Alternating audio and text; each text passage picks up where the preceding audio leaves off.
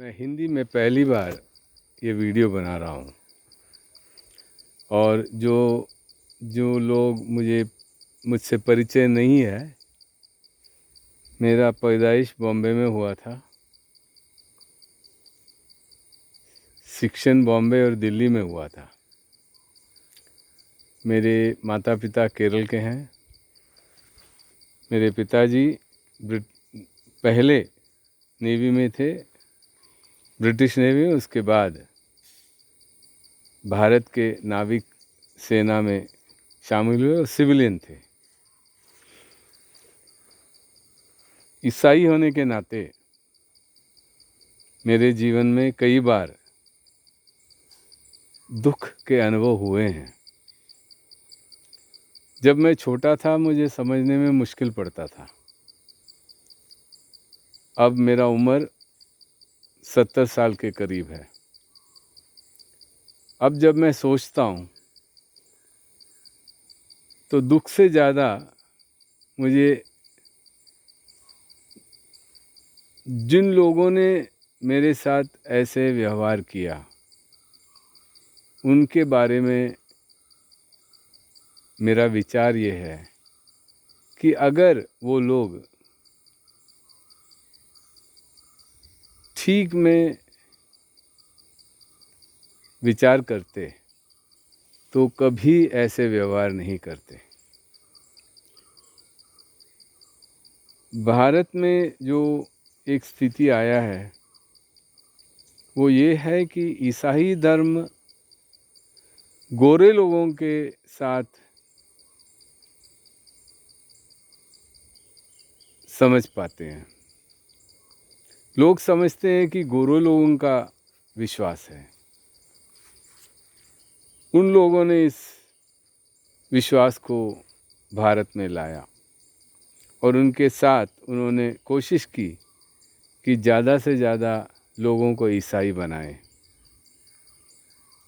इससे ज़्यादा गलत और कोई विचार नहीं हो सकता।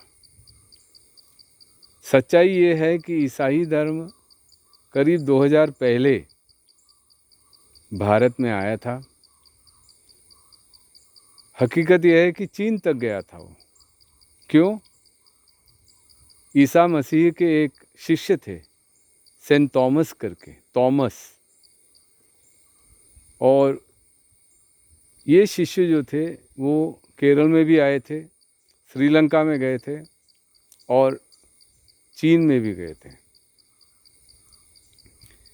केरल में जो आए, यहाँ पर यहूदी लोग रहते थे जो व्यापार करने आए थे।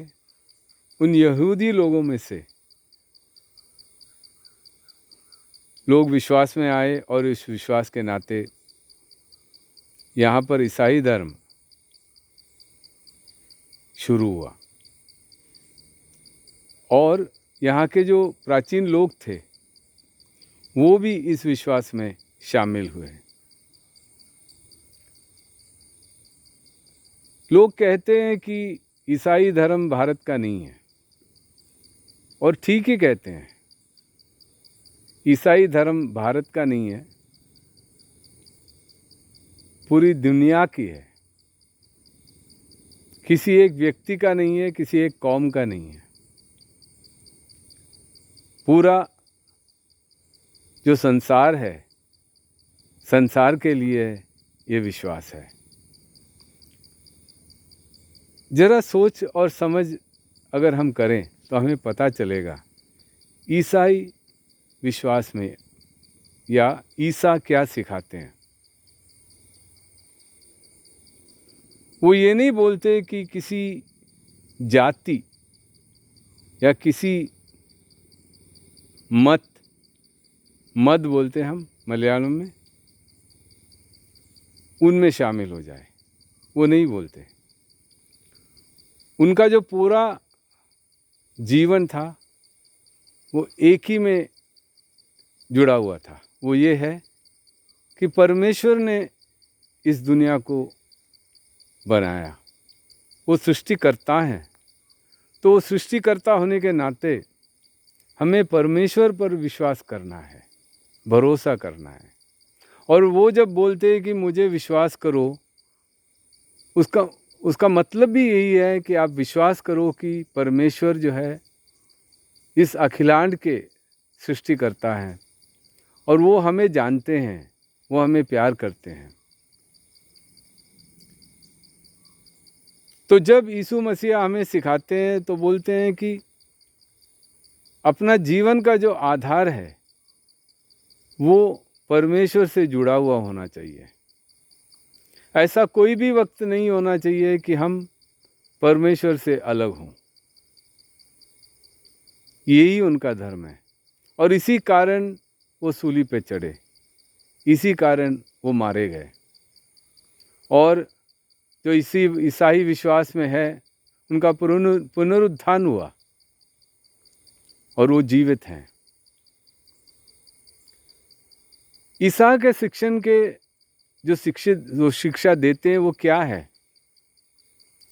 सबसे अमूल्य जो उनका शिक्षण ये है कि जीवन खुदा ने दिया है, भगवान ने दिया है, परमेश्वर ने दिया है। जो कुछ भी आप बोलो ये सृष्टिकर्ता ने दिया है और उनके नियंत्रण में सब चलता है। उनके नियंत्रण के कारण हमारे जीवन को हम समझ सकते हैं, क्रियात्मक रूप में समझकर जीवन को अच्छी तरह बिता सकते हैं। और ये भी सिखाते हैं कि ये जो प्रकृति है, प्रकृति भी भगवान परमेश्वर खुदा जो भी कहो उनका देन है। उनका संरक्षण हमें करना चाहिए। इसमें जो जीवित हैं, कीड़ा से लेकर हाथी या उससे बड़ा भी हो कोई, सब खुदा का, भगवान का देन है। यही विश्वास हमें सिखाते हैं और बोलते हैं कि आपस में प्यार करो, त्याग करो, दूसरों का भला सोचो और चाहो, किसी के साथ नफरत मत करो, किसी के साथ ऐसा सोचो तक नहीं कि मैं बदला लूंगा। मेरे जीवन में, अपने जीवन के बारे में जो समझ आया,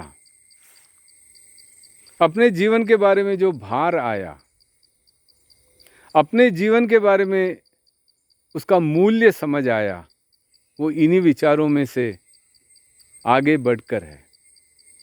मैंने ये समझा कि खुदा, भगवान, परमेश्वर, ईश्वर, जो भी आप कहते हैं, वो हमसे बहुत ही दूर है। लेकिन अगर हम चाहते हैं तो हमारे अंदर, हमारे भीतर हम उनको अनुभव कर सकते हैं। इतना ही है ईसा मसीहा का धर्म, और इस धर्म के लिए जीवन देना सबसे ज़्यादा महत्वपूर्ण अनुभव है। जब हम ऐसे जीने की कोशिश करते हैं तो इस जीवन का महत्व हमें समझ आता है। मैं आप लोगों को इस अनुभव में शामिल होने के लिए स्वागत करता हूँ। कोई मद में शामिल होने के लिए नहीं, बिल्कुल नहीं, कभी नहीं बोलूँगा। लेकिन ये ज़रूर बोलूँगा कि पिता परमेश्वर जिन्होंने इस जीवन को दिया है, इस प्रकृति को बनाया है, उनमें हम विश्वास करें, आपस में प्यार करें, दुनिया से नफरत दूर करें और जीवन को क्रियात्मक रूप में अर्थवत बनाएं। यही है ईसा मसीहा का आह्वान। धन्यवाद।